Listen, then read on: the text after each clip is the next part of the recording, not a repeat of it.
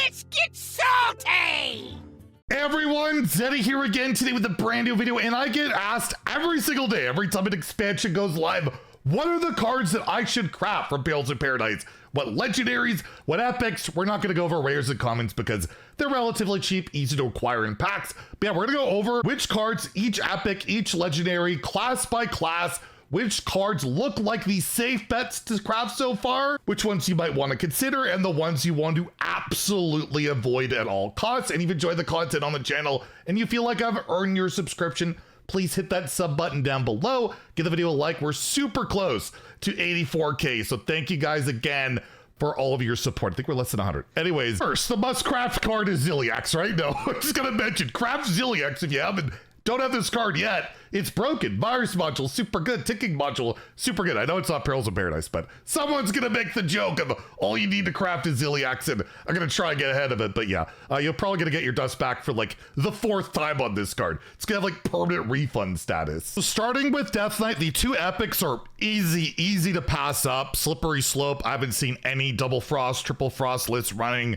Again, there's no support in non-rainbow archetypes. So yeah, this is a card that in theory could be good, but when there's no reason to play double frost or triple frost outside of a card that just draws some cards, it ain't worth it. And I think even worse is Frostbitten Freebooter. The numbers are atrocious on this card. It doesn't serve a purpose in like any deck anywhere. So you really don't need any epics at all from the set for Death Knight. Honestly, the only safe craft from Death Knight, epic or legendary, is Eliza Goreblade. This card is phenomenal. Whatever deck it goes into, it will boost your win rate. The played win rate on this card is great. Mulligan win rates on it is great. The only time it falls off is a bit more the late game because, you know, it's a delayed effect. But getting that +1 attack on all your Death Knight minions, super good. You don't have to build around this card whatsoever, and this can slot into Rainbow, whatever archetype you go in, as long as it's got the Blood Frost or like one Unholy, right? So super good card,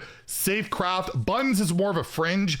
Early on, the best Death Knight decks look to be just pure Death Knight cards. The buttons lists are all negative win rate right now, not super worth it. So if you're looking at a tourist card, you can probably pass on buttons for now. For Demon Hunter, again, super safe to pass on these epics. Cliff Dive, that whole archetype or whatever, like cheating out big demons. This card's bugged, by the way. Apparently it was fixed yesterday.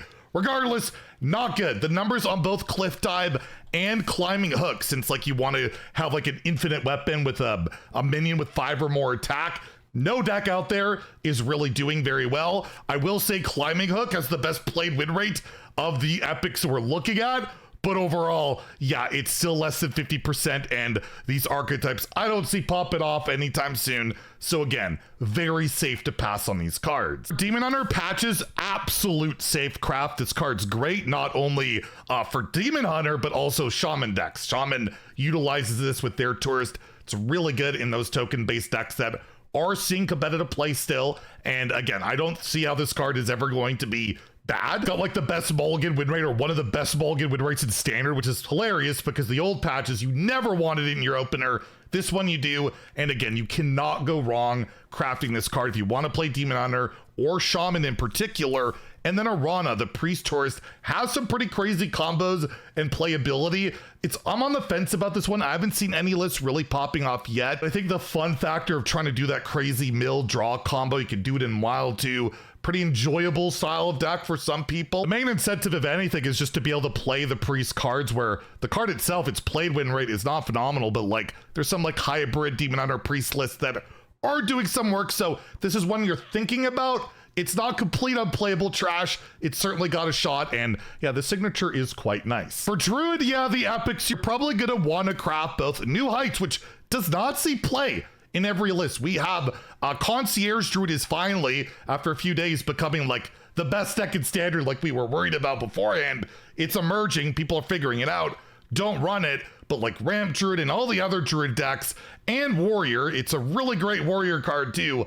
Love this card. You get to ramp, you get to go to 13, 16 mana. Incredible card, absolutely worth the craft, and you never know, you might get your dust back, but doesn't seem like a power outlier in any way. It's just another good ramp card. And again, Sleep Under the Stars doesn't see play in every warrior list, doesn't see play in every druid list, but it certainly has a home in multiple decks for multiple classes, and the artwork is absolutely phenomenal on the cat, the bear, the Moodkin constellation. I would say these are both relatively safe crafts. This even sees play in some of the concierge druid lists, definitely in ramp druid lists. It's all over the place, and yeah, it's a really sweet card. You could definitely pass on Cruz Captain Laura, the druid legendary that gives you just random locations. It's just not good. Bad stats. The effect ain't great. But Mista Vista, if you want to play that concierge druid that's all about spamming mage spells and, you know, OTKing your opponent, you need this card. You need access to those mage cards. So it really comes down to that. You can also just have fun and like more greedy big decks that aren't amazingly competitive, but from a competitive level, yeah, this card's safe to craft right now. Although that style of play is something a lot of us are worried about, and the way it's trending might be a little bit too good, and then this card probably gets nerfed indirectly with no dust to it. So keep that in mind. That deck does have like all the characteristics of decks that get nerfed, like OTK in hand, miracle style turns. So just be aware of that. But overall, I think this card's going to see some play for quite some time. For Hunter's struggling. Just like none of the new cards are really doing much at all for Hunter, period. Like the best Hunter deck just runs no new cards. It's like Secret Hunter. So Chatty Macaw, Death Roll, like the removal spell, they're not even seeing really good play in Priest either. Like Automaton Priest, if you're really into that, you really want to play Automaton Priest, you don't want these cards either. So overall, yeah, these two cards are an absolute dud. Neither epic. There's a lot of bad epics this set. I'll actually note, there's a lot of epics and legendaries I'm going to say to pass on, at least statistically. And the same goes for these cards right now. Sasquatch, which has a diamond coming later, and Ranger Gilly, the warrior tourist card. There are some lists that access the warrior cards that are like, okay, you look at the numbers for Ranger Gilly, the overall deck win rate of this card is like 38%. None of the new Hunter stuff is working, so I think there might be a chance we could see some buffs to some of these cards in the future. As it stands right now, yeah, I can't recommend crafting a single Hunter card. Mage, almost similar story. Tsunami, really cool card. It costs 8 mana, and even Druid, you know, they can ramp, they just have better stuff to do. And the most competitive decks don't run Tsunami. The win rate, the numbers on the cards, not doing phenomenally. But yeah, if you want to play like the whole concierge Druid where you have the spell damage, go with the flow, become 0 mana is a big part of your finisher, seems to be seeing play exclusively in that deck. And again, I doubt this would be the card to get nerfed if they were to nerf that card. So craft at your own risk on this one. It's competitive. It sees play in specifically one deck right now, and I don't see it having much flexibility outside of that. So only if you really want to play that like OTK Druid deck. And again, the legendaries for Mage, King Tide, not showing good numbers. It's kind of a cool concept, right? Like you can cheat out a spell and it's kind of maybe punishing your opponent, but there's a lot of big spells going out there right now in the meta. It's kind of dangerous to play a card like this where your opponent might be able to act first, so that's pretty rough. And Rayla is a very strong card. I don't think the correct deck has been found yet. Her numbers are atrocious. The things she can do is pretty crazy. You want to try like that Drunk Mage, which a lot of people really enjoy, where you play Concierge and you play those 0 mana drinks. From Paladin, it can lead to some pretty crazy turns, but competitively, it's not quite there. So definitely more of a craft if you really want to, but overall, competitively, again, another one I gotta pass on. Looking at Paladin Epic, Service Ace might be one of the worst cards in the entire expansion. Looking at the numbers, deck win rate of like 30%, his played win rate is 18%. I didn't know what you're gonna do with this card. There's the idea of like buffing it and discounting Sith in your mage deck, but overall, really awkward. Like you gotta make this minion's attack go up just to discount some cards in your hand. It's a weird one. It's not doing great. I would never recommend crafting it. And Sea Shanty, although the concierge pop-off turns can be pretty cool, again with the mage stuff, not working out. It's like sub 40% win rate across the board, yet more epics that I gotta say are absolutely not worth crafting. And legendary wise, I cannot believe that Sandcastle or Sandcastle, I don't know how to pronounce it. It's supposed to be Sandcastle, right? So we'll just go with that. This card looked great. You play in Handbuff Paladin, you get stats and buffs and rush. It's not doing well. It's got negative percentage across the board. Doesn't see play in any of the optimal lists, whether it's Aggro Paladin, Handbuff Paladin. Right now, I cannot recommend crafting it. And Sunsapper Lanessa, where your spells cost 2 or less, cast twice from Rogue, the Rogue Tourist. That OTK deck, it's not that great. Her played win rate is 51%, but she's the win con of that deck, and the deck itself is at like 40%.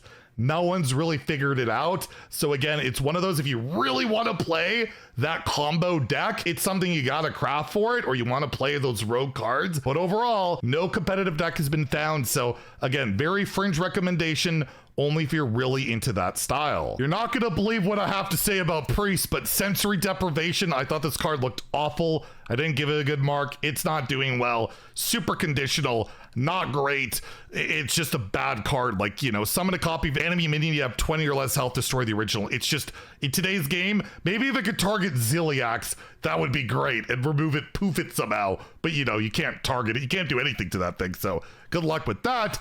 And Twilight Medium, which does represent a lot of mana cheat, really not doing well either. You really have to hit Soothe Fancy for this to be good, and I feel like it's just not worth it, right? And overall, this card is just a 6 mana 5/6 taunt, sometimes cheat some good mana, but overall, it is not working out. For the Priest legendaries, I gave both of them a 5 again, and have I overrated them? Well, Chillin' Vol'jin, the Hunter Tourist, where you get to choose 2 minions, swap their stats. It's a good card. The decks aren't popping off huge, but especially like Astral Automaton Priest, certainly a card you need, right? You really want that 1-drop synergy. It's like borderline 50% win rate across the board, the decks that this card's appearing in. I think it's worth crafting, absolutely. If that's the style of deck you want to play, you'll feel okay about it. And Narian Soothe Fancy, which I just felt like is auto-include in any Priest deck. I think it's a very good card. I still do. The numbers kind of relay that. It's like played win rate and drawn win rate are all higher than the deck win rates for the decks it's in. It's just Priest isn't doing great, and that's not enough to prop Priest up to be really competitive and compete with those other broken decks. So if you want to play Priest, you probably want Narian Soothe Fancy. It's just Priest isn't doing amazing right now, so I can only recommend the craft to those really dedicated Priest players. Not me, people like Theo and stuff like that. Not me though, I heckin' hate Priest. And for Rogue, I thought this card would be great, but apparently the synergies with weapons just isn't enough. I thought it'd be good with the quick pick, but again, that's a 2-card combo, and that's like the only thing it seems to be super good with. Swarthy Sword Shiner is not doing well at all. The numbers are atrocious on this card, like all sub 40%. And Snatch and Grab, even with all the random nonsense Rogue generates and Excavate Rogue and all that, still not worth the cut. Doesn't see play in any optimal lists right now. Again, another class where you could pretty much safely pass on the epics. And for the legendaries, Eudora is such a rad and cool card where you go on the side quests and you can get duels treasures, but it's a cool and fun card. It's not super competitive. You only craft this if you want to have, you know, fun, getting that loot, playing duels treasures since we can't play duels anymore. But competitively, not amazing. Maestra's numbers are awful. She's like the worst card in the deck, but Excavate Rogue does like running her. You could basically play 1/1-drop. That's really good, and it's worth it for that in those Excavate decks, and that's about it. But if you're trying to like meme up with Tess and be competitive that way, not amazing. But an Excavate Rogue, yeah, you can absolutely justify the craft. She seems to be optimal in a lot of those lists. For Shaman epics, natural talent, not surprisingly, really bad card. Just getting a random noggin, a spell that can do absolutely nothing, even with -1 mana each, is never worth putting in your deck. There's just no way. Sadly, the Razzle Dazzler is just way too slow in this current meta of Hearthstone, where by turn 7, you're getting Ziliax, you're getting OTK'd, or, you know, your opponent's got those board clears, that this card just isn't doing it. Shaman itself is doing all right, but they're more focused on a much more early game aggressive strategy. So from a competitive level, can't really recommend it, but Razzle Dazzler is a really cool card and something you can consider if you're really into that. And legendaries, Cookie or Carefree Cookie, one of the best legendaries of the expansion, being able to access Demon Hunter cards, get those chargers, get all that synergy going on Shaman's incredible. Absolute safe craft, awesome legendary. Not a lot of safe crafts this expansion so far. At least legendaries and epics. Rares and commons, yes, but the expensive cards, not as needed, surprisingly. And Caress Cabaret Star, yeah, again, she really needs to go with that whole Razzle Dazzler thing. She's performing better than the Razzle Dazzler. She's not that far off. I could see her being competitive if the meta slows down a little bit, which I feel like I say every single expansion. But her numbers aren't too far off. If it's something you want to consider, you really like that archetype, you won't feel bad about it. But yeah, like a competitive level, she's definitely not there yet. Warlock's a funny one to take a look at. So obviously Renounced Darkness, the throwback to Renounced Darkness, not a competitive card. It's terrible. Every win rate number on it's like sub 30 or 20%. It's not supposed to be competitive. You don't craft it unless you want to have fun and play Announced Darkness, particularly in Rogue, right? That's what you're going to be doing. You're not trying to win. You're trying to have fun. So you've already crafted this or not based on my recommendations. But Curse Souvenir, you look at the numbers, it's performing well. It's a good card, but like the optimal best Pain Warlock lists don't seem to run it. But there's absolutely nothing wrong in running it because you're still going to do really well in like Pain Warlock and the decks that this goes into. Like, it's a good card. It's just there's other cards you could play instead. So you can play like the old Pain Lock if you really want to and not craft this card and you'll do fine. And the exact same thing for Party Planner Vona, right? You get the Orobos. Like, it's a cool card. You get a big bomb and theoretically go like infinite with it, but if you look at the card, the only thing that's good about it is the deck it's in. Its played win rate, its mulligan win rate, its drawn win rate, all lower than the deck win rate. It's literally the worst performing card in the deck. You're better off not playing. Just play Symphony of Sin, something earlier, more immediate effect, but you can play it. It's fine. You'll do fine in Pain Warlock because it's good, just not because of the card most of the time. Sometimes he'll steal you a win. That big body can be good. And then you have the Death Knight Tourist, Summoner Dark Marrow, seeing like no real play at the moment. The numbers are terrible on this card so far. You need the right death rattles, right? And right now, it's just not there. All the good death rattles are way, way too expensive to really utilize in Warlock or even Death Knight from the Death Knight pool. But hey, the signature's pretty cool. So yeah, it's funny. Two of the Warlock cards here, you could definitely play, but like I wouldn't go out of my way to crafting them even though they're performing well, if that makes any sense. For Warrior, no surprise, Food Fight, terrible, terrible, unplayable, horrible card. It's kind of a recurring theme from a lot of this, isn't it? And Draconic Delicacy, like it's cool in Sandwich Warrior, but Sandwich Warrior is super duper slow, not worth it. You're just playing Ziliax anyways. Why would you play this? Neither cards are competitive. Again, two epics I would pass on. And legendary wise, yeah, you craft Ham. Ham's insane. You can play Druid cards, right? You can resurrect your taunts. It's really good. The card itself, not amazing. Played win rate actually is higher than the deck win rate in this card, surprisingly. This card's not as bad as people think in terms of just playing. It's fine. And yeah, the card's fine. You play Druid cards, you're pretty happy. And the Rye Cleaver, really cool card. I do not regret crafting this golden whatsoever, but Sandwich Warrior, not competitive, way too slow, but amazing flavor, pardon the pun, on this card. And if you want to just have fun playing Sandwich Warrior, having that odd high roll game where you get to do the things, I'll recommend it that way. But yeah, competitively, it ain't there. Neutral wise, the Adaptive Amalgam, like it's a cool card. This is one you're going to craft if you want to have fun with it. Do stupid combos, Death Growl, Infinite Shenanigans, Trident Sharpshooter Demon Hunter, which is not quite good enough right now. Other than that, it's not seeing a ton of play. I believe it's craftable, right? Yeah, I got this, I think, from the rewards track. Mixologist, one of the better epics in the set. Seen play in multiple decks, Paladin, Priest, particular. I think some rogue lists. The one-mana potions are just nice, and you can get more of them with a lot of different decks. It's a lot better than I thought. I didn't think this would be as good as it is, but if you're thinking about crafting Mixologist, I think you'll see play in a bunch of different decks. I think you'll be pretty happy with it. Arion Grub, not really seeing a ton of play at the moment. Not particularly offensively bad or anything. Not particularly good. It's just there. It's certainly a card you don't want to go out of your way to crafting. This card is like the worst thing possible to open into your packs because you don't want to put it in your deck. Maybe your ETC, but then why wouldn't I just play Leroy? It's 5 mana and 6 attack, right? So again, you don't want to be crafting that. And I haven't even seen a Seaside Giant. There's like no numbers. There's literally no stats. Nobody's playing this card. It's just, again, a card not worth crafting whatsoever at the moment. Legendary wise, one of the best ones out there is Gorgon Zormu, but it's free, which I forgot in a prior video. So forgive me. It's certainly one you would craft if you could. But hey, we got it for free, so that's great. Grift is a good card. It's seen play in some decks. It's not amazing, but I feel like as time goes on, it'll slot into more decks. The one thing I've noted, sometimes you just don't get something super impactful. Sometimes you just get like Restore Health and like a taunt in something. Like, that's not amazing, but you can, you know, Shadow Step Particular Rogue, replay him a bunch. His numbers aren't bad. He's certainly a card you could consider crafting. AFK, yeah, she's you know, she's a card. She exists. Her numbers are as bad as we kind of thought, around 30% and lower in some regards. Definitely not a card you want to craft. Incendious, I gotta say, like, the decks on this are pretty good. They're playable. Incendious is a worthwhile craft. Goes into a lot of the elemental decks right now.